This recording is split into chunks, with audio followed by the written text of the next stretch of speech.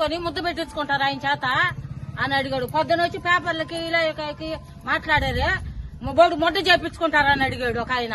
అదే మాట్లాడుతా ఉన్నారు. 2000 ఇస్తేనే ఏం అడగకూడదు, రోడ్లు అడగకూడదంట, కాలువలు అడగకూడదంట. మీరు ఏం కథ మేము తీసుకోం కదా డబ్బులు, మేము చేయబడుతున్నావా? మీరు రాబాకండి, మీరు ఓట్లు అడగబాకండి, మీరు రాబాకండి, మీరు డబ్బులు ఇవ్వకండి. మీరు అడగటానికి లేదు, ఓట్లు డబ్బులు నూకారు, వడ్డీలు ఇచ్చుకుంటారని అన్ని అడుగుతున్నారు. పెద్ద మీరు ఇవ్వకండి, మమ్మల్ని అడగబాకండి. మాకు రోడ్లు, మాకు డబ్బులు వద్దు, మాకు నాయకులుగా మాట్లాడుతున్నారు ఈ మాటల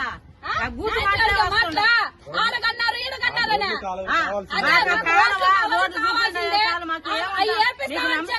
చెప్పించుకున్నారు.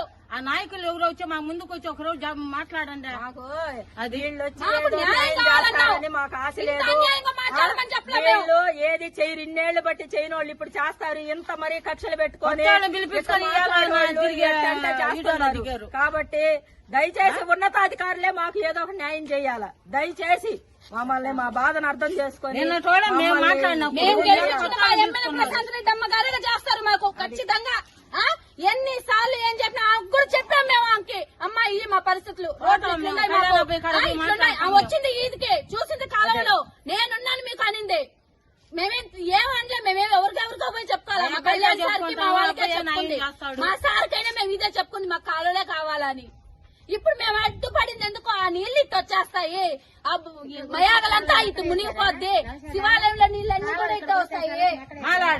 మాలాడేశారు, అదే మాలాడుకు పోయాయి, ఇక్కడికి రాలేదేంటి అని అడుగుతున్నా నేను. ఇన్ని సంవత్సరాలు 9 ఏళ్లలో నేను పడ్డ బాధ నా భర్తను బాగొట్టుకొని నాకేం పని రాదు, ఒక టైలర్ పని చేసుకుంటా ఈదిలో కూర్చో ఉంటే నిలవనీయకుండా 4 ఏళ్లు అవతల వాళ్ళు కేసు పెడితే ఆడ ఉండలేక వీళ్ళ ముందు కోర్టు చుట్టూ 4 ఏళ్లు తిరిగినా. అదేమంటే ఈ రోజు నేను తెచ్చుకోవాలా? నీకేం వీలా? ఏందాయన ఈ రోజు 10 మందిలో మాట్లాడిపోతే నాకేందో ఎవరో మాట్లాడిపోతున్నా.